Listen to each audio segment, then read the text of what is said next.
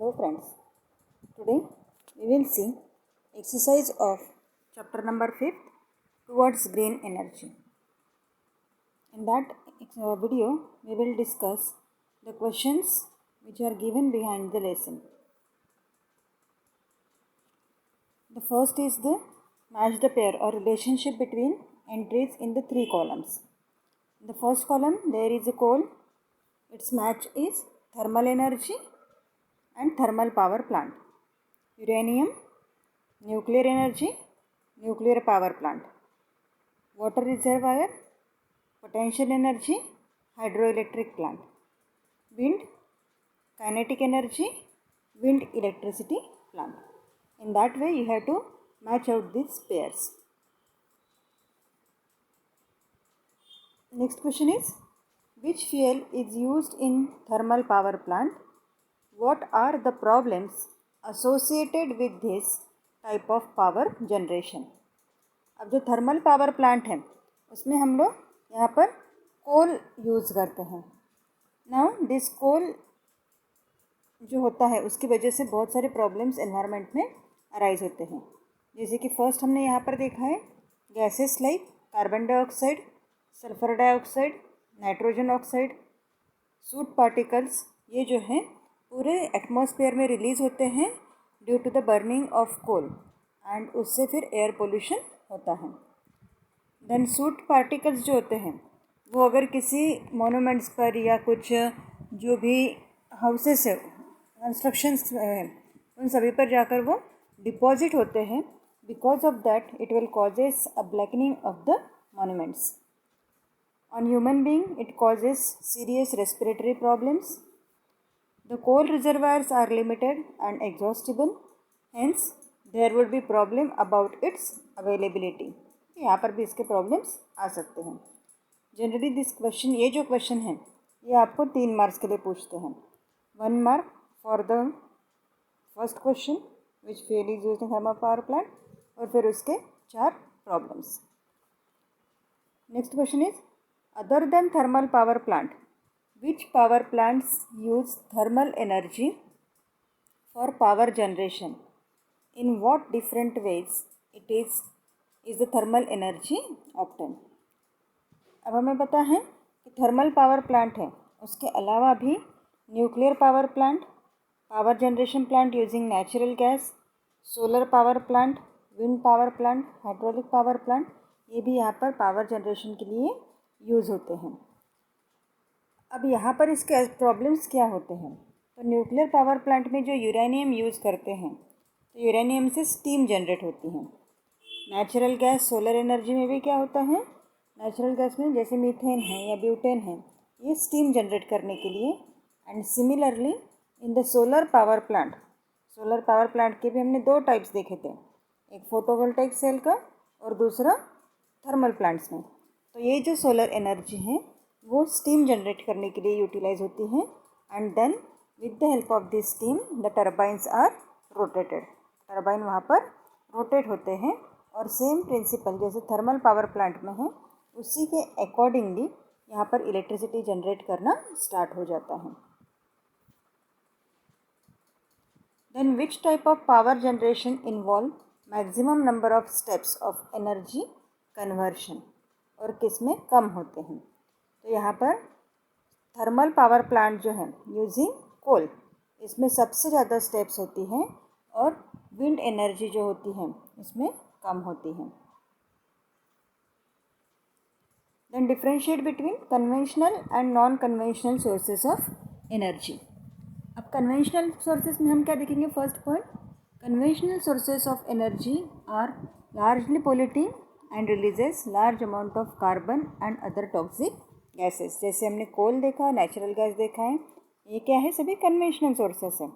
जब हम लोग इसको बर्न करते हैं तो उसमें से नंबर ऑफ कार्बन पार्टिकल्स या कार्बन गैसेस जो होते हैं वो यहाँ पर रिलीज़ होते हैं, और इसकी के साथ साथ कुछ टॉक्सिक गैसेस हैं, these are also released out. Non conventional sources में, नॉन कन्वेंशनल सोर्सेज जो होते हैं दीज आर पोल्यूशन फ्री, उससे पोल्यूशन नहीं होता है. They do not release carbon and other toxic gases. Conventional sources these are non eco friendly, environment से वो पोल्यूशन करते हैं इसलिए वो इको फ्रेंडली नहीं है। वही नॉन कन्वेंशनल में these are eco friendly. Conventional sources जो फ्यूल्स हम लोग यूज़ करते हैं वो कंपैरेटिवली हाई कॉस्ट होते हैं, ठीक है, उनका कॉस्ट ज़्यादा होता है। वही अगर हम लोग जैसे सोलर देखते हैं या विंड देखते हैं तो इसमें हमें लो कॉस्ट जो मिलती है वो बहुत कम होती है। कन्वेंशनल एनर्जी सोर्सेज में इट रिक्वायर्स लेस एरिया बहुत कम लगता है, बट जो नॉन कन्वेंशनल सोर्सेस होते हैं उसमें हमें उस पावर प्लांट को बनाने के लिए हमें यहाँ पर ज़्यादा एरिया की ज़रूरत होती है। कन्वेंशनल सोर्सेस में मैनेजमेंट कॉस्ट इज़ लो, यहाँ पर मैनेजमेंट कॉस्ट ज़्यादा होती है। कन्वेंशनल सोर्सेज जो है उसको हम लोग non renewable sources of energy भी कहते हैं, क्योंकि हम लोग उसके सोर्स जो होते हैं इसको फिर से नहीं बना सकते हैं, that's why it is a non renewable source. और वही अगर कन्वेंशनल में देखते हैं it is a renewable source. Energy obtained from coal, natural gas, uranium are conventional energy sources. कौन कौन से एग्जाम्पल दिए हैं? Energy obtained from coal, natural gas, uranium, ये पूरे हो गए कन्वेंशनल एनर्जी सोर्सेस। और नॉन कन्वेंशनल में जैसे सन, विंड, वाटर, ये सभी जो है these are the non conventional energy sources. Then next difference is between thermal electricity generation and solar thermal electricity generation. अब थर्मल में हम लोग क्या कर रहे हैं? थर्मल इलेक्ट्रिसिटी जनरेशन में we are burning the coal, और जो हीट यहाँ पर प्रोड्यूस होती है उसको हम लोग जनरेशन के लिए यूटिलाइज करते हैं, जनरेशन ऑफ इलेक्ट्रिसिटी के लिए यूज़ करते हैं। वही सोलर थर्मल पावर प्लांट में जो सोलर रेडिएशंस होते हैं उसको हम लोग यहाँ पर यूज़ करते हैं for the production of electricity. Thermal power और इलेक्ट्रिसिटी जनरेशन में for producing heat coal is burned in the boiler, coal को बॉयलर में बर्न किया जाता है। और वही सोलर थर्मल में जो रेडिएशंस होते हैं उसको with the help of reflector हम लोग उसे कलेक्ट करते हैं, उसको एब्जॉर्ब करते हैं, and then it is utilize for the further generation. जो थर्मल इलेक्ट्रिसिटी जनरेशन है it is not eco friendly, उससे पोल्यूशन होता है। बट जो सोलर थर्मल इलेक्ट्रिसिटी है it is eco friendly and it does not creates any type of pollution. It is conventional source of energy and the solar है that is a non conventional source of energy. Thermal electricity में coal जो हम लोग use करते हैं it is a non renewable, और solar thermal में it is renewable. Reservoirs of coal are limited, solar energy is abundant. इस तरीके से हम लोग इसे डिफ्रेंशिएट कर सकते हैं।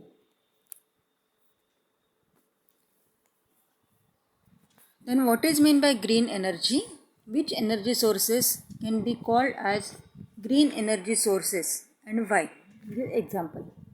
Green energy means eco-friendly form of energy which does not cause environmental problems and are non-exhaustible, perpetual and sustainable.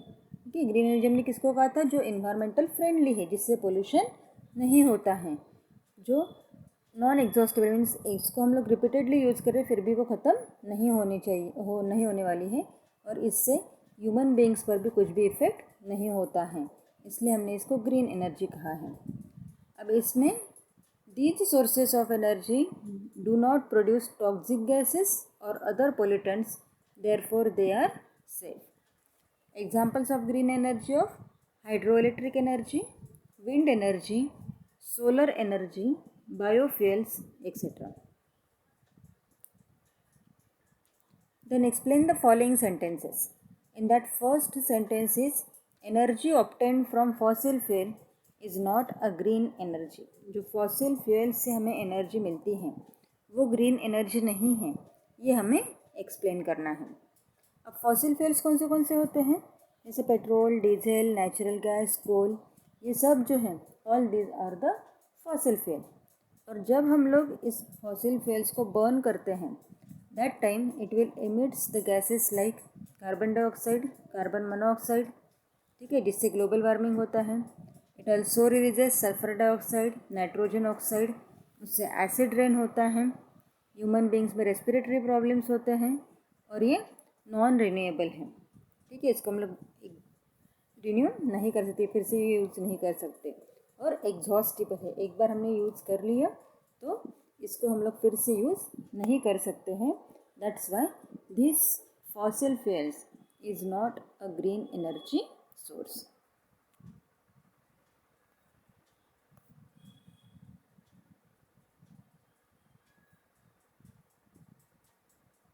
Then saving energy is the need of the hour. ये जो एनर्जी सेविंग है इसको हमें क्यों save करना है ये हमें देखना है, क्यों हमारी आज की वो ज़रूरत है। The energy is the basic need of human being. हमें पता है कि हम एनर्जी के बिना, इलेक्ट्रिसिटी के बिना हम लोग नहीं चल सकते हैं। कुछ भी हो तो हमें रोज़ के सुबह से लेकर शाम को सोने तक एनर्जी की ज़रूरत होती है। मीन्स 24 आवर्स हमें यहाँ पर एनर्जी की ज़रूरत होती है। अब जब ये हम लोग एनर्जी बनाते हैं तो उसके लिए अलग अलग सोर्सेस जैसे कोल, नेचुरल गैस, यूरेनियम हम लोग यूज़ करते हैं। और अगर हम लोग इसे यूज़ कर रहे हैं तो ये एग्जॉस्ट होते जाते हैं, ख़त्म होते जाते हैं। और एक बार अगर ये ख़त्म हो गए तो फिर हम उसको नेक्स्ट जनरेशन के लिए बचा कर नहीं रख सकते हैं। इससे पोल्यूशन भी होता है। ये जो है इस एनर्जी सोर्सेज जो हैं इससे पोल्यूशन भी होता है। मीन्स अगर हम लोग ज़्यादा एनर्जी प्रोड्यूस करेंगे तो यहाँ पर ज़्यादा इलेक्ट्रिसिटी, ज़्यादा ये जो मटेरियल है वो एग्जॉस्ट होते जाएंगे और ज़्यादा पोल्यूशन उससे क्रिएट होते जाएगा। इसलिए अगर हम लोग देखते हैं तो जो रिन्यूएबल सोर्सेस हैं ये हमें मोस्टली यूज़ करने चाहिए। और उससे भी बेस्ट है कि जितनी हमें ज़रूरत है उतना ही हमें यूज़ करना है। जिस स्पीड से हमारा पॉपुलेशन बढ़ रहा है उसके लिए यही बेटर है कि हमें एनर्जी सेव करनी है। Okay, that's why we will say saving energy is the need of the hour. Then answer the following question. How can we get the required amount of energy by connecting solar panels? Okay, solar panel connect करके किस तरीके से हम energy बना सकते हैं। तो हमें पता है जो एक सोलर, जैसे फोटोवोल्टाइक सेल जो होता है, तो फोटोवोल्टाइक सेल में एनर्जी जितनी प्रोड्यूस हो रही है दैट इज़ लेस। अगर उतने कम एनर्जी अमाउंट में हमारा जो अप्लायंस हमें वर्क करना है वो अगर रन करना है तो वो नहीं हो रहा है, तो उसको हम लोग ये जो फोटोवोल्टाइक सेल्स हैं उसको हम लोग सीरीज़ या पैरेलल में अरेंज करके उससे ज़्यादा एनर्जी हमें यहाँ पर मिल सकती है। अब जब सोलर सेल हम लोग सीरीज़ में कनेक्ट कर रहे हैं तो पोटेंशियल डिफरेंस क्या होगा, सभी सेल्स का ऐड होते जाएगा, बट करंट जो है दैट आर नॉट एडेड। ठीक है, जैसे हमने देखा था इसके पहले के वीडियोज़ में भी कि सीरीज़ में है तो V1 + V2 + V3 रहेगा और करंट I1 = I2 = I3 इस तरीके से रहेगा। उसके जस्ट अपोजिट रहेगा पैरेलल में। पैरेलल में क्या होता है, करंट यहाँ पर ऐड होते जा रहा है, जैसे I1 + I2 + I3 and so on. उसी तरीके से पोटेंशियल डिफरेंस यहाँ पर कांस्टेंट रहेगा सभी सेल का, V1 = V2 = V3।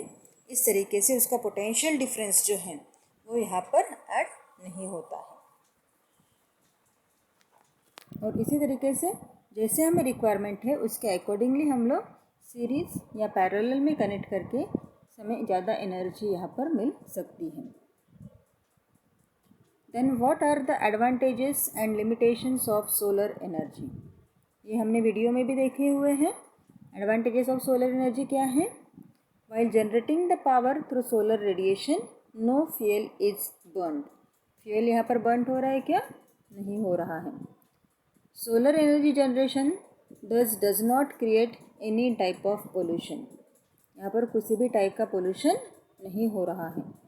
The technology can be completely utilized in regions with abundant sunlight, जहाँ पर सनलाइट ज़्यादा है उस रीजन में, उस एरिया में ये टेक्नोलॉजी पूरी तरीके से यूटिलाइज हम लोग कर सकते हैं। And along with that this is the eco friendly and green energy source of energy. Then limitations क्या है इसकी, उसके डिसएडवांटेजेस क्या हैं। तो सनलाइट जब ड्यूरिंग डे टाइम में ही अवेलेबल होता है, 24 आवर्स हमें सनलाइट मिलता है क्या? नहीं, सिर्फ हमें डे टाइम जब है तभी यहाँ पर सोलर रेडिएशंस मिलते हैं। तो इसलिए ओनली जो दिन का समय है उसमें ही इलेक्ट्रिसिटी यहाँ पर प्रोड्यूस होती है। रेनी सीजन में जब क्लाउडी कंडीशंस होती हैं तो उसमें ये पावर जनरेशन यहाँ पर उसका सफ़र होता है।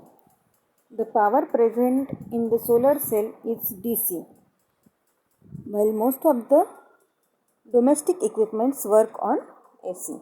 जो फोटोवोल्टेइक सेल में बनता है वो DC के फॉर्मेट में बनता है, और हमारे घर में जो अप्लायंसेस होते हैं वो सभी अप्लायंसेस हमारे AC सप्लाई पर वर्क करते हैं। ये जो है these are the limitations of solar energy. Then give scientific reasons. The construction of turbine is different for different types of power plant। ठीक है, टर्बाइंस जो यहाँ पर यूज़ करते हैं तो rotate the generator, turbines rotate होंगे, फिर उसमें से इलेक्ट्रिसिटी जनरेट होगी, कन्वर्शन होकर इलेक्ट्रिसिटी हमें ऑब्टेन होगी। तो ये जो टर्बाइंस होते हैं ये यहाँ पर डिफरेंट टाइप्स के अलग अलग पावर प्लांट में हमें दिखते हैं। क्यों?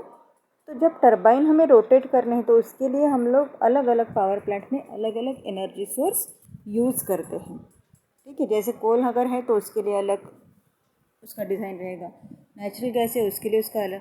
इसलिए जब भी हम उसका डिज़ाइन देखते हैं टरबाइंस का तो वो हमें जैसे एनर्जी सोर्स है उसी के अकॉर्डिंगली वो टरबाइन यहाँ पर डिज़ाइन करने होते हैं। It is absolutely necessary to control the fission reaction in nuclear power plants. Nuclear fission reaction क्या हो रही है? ये जो है यूरेनियम की हमने देखी थी न्यूक्लियर पावर प्लांट में, तो ये जो है this is the chain reaction. Means एक बार हमने यूरेनियम को ब्रेक कर दिया तो उसमें से जो 3 न्यूट्रॉन्स निकलेंगे वो दूसरे 3 यूरेनियम को ब्रेक करेंगे। मीन्स स्टार्टिंग में हमें सिर्फ एक ही न्यूट्रॉन देना है, उस एक न्यूट्रॉन से पहले बार 3 निकलेंगे, फिर जो 3 निकले हुए न्यूट्रॉन्स वो नेक्स्ट 3 यूरेनियम मॉलिक्यूल्स को फिजन करेंगे, उसके बाद वो कंटिन्यूएशन में प्रोसेस चलती रहेगी। इसलिए हमने उसे क्या कहा है? Chain reaction. और ये जो रिएक्शंस पूरी हो रही है न्यूक्लियर रिएक्शन, ये हमें यहाँ पर एक कंट्रोल्ड कंडीशन में करनी होती है ताकि वो रेडिएशंस बाहर ना निकले, और उसको मैनेज भी हमें उतने ही प्रॉपरली करना होता है। अब ये जो न्यूट्रॉन यहाँ पर निकल रहे हैं वो इस तरीके से रिएक्शंस कैरिड आउट करते रहेंगे, और अगर ये सपोज इसमें से कुछ प्रोडक्ट्स बाहर निकलते हैं then it will causes a hazardous accidents. Hence it is absolutely necessary to control the fission reaction in nuclear power plant. उसको हमें प्रॉपरली मेंटेन करके रखना है। Then hydroelectric energy, solar energy and wind energy are called renewable energies। क्या करते हैं हम लोग? हाइड्रोइलेक्ट्रिक एनर्जी में वाटर यूज़ करते हैं, सोलर एनर्जी में सनलाइट, एंड विंड में जो ब्लोइंग विंड होता है उसको हम लोग एनर्जी सोर्स करके यूज़ करते हैं। अब ये जो सोर्सेस हैं जैसे वाटर, सनलाइट एंड विंड, ये क्या है? These are the natural sources. ये कभी ख़त्म होने वाले हैं क्या? नहीं, वो ख़त्म होने वाले नहीं हैं और कंटिन्यूसली वो हमें अवेलेबल रहते हैं। That's why these are called as renewable energies. The next is it is possible to produce energy from milliwatt to megawatt using solar photovoltaic cell. हमें पता है कि अभी जो सिंगल फोटोवोल्टाइक सेल होती हैं it will produce a just of small energy। ठीक है, इसलिए उन्होंने मिलीवैट उसको लिया हुआ है। बट उसमें से अगर हमें मेगावैट एनर्जी बनानी है तो उस कंडीशन में जो फोटोवोल्टाइक सेल्स होते हैं उसको अगर हम लोग पैरेलल में लगाते हैं तो यहाँ पर वो करंट एडअप होते जाता है। ठीक है, जैसे हमने देखा था I1 + I2, उस तरीके से ये यहाँ पर उसको अडप्ट होते जाएगा। मीन्स जैसी रिक्वायरमेंट है उसके अकॉर्डिंगली हम लोग यहाँ पर उसे सीरीज़ या पैरेलल में लगाते रहते हैं। Solar panels can be constructed by connecting solar photovoltaic cells in either series or in parallel. The combinations are done in such a way that it can give the desired potential difference and the current. Solar strings are then made by joining solar panels in a series. When solar strings are joined in parallel, they form solar array. Therefore, by proper combinations, it becomes possible to produce energy from milliwatt to megawatt using solar photovoltaic cell.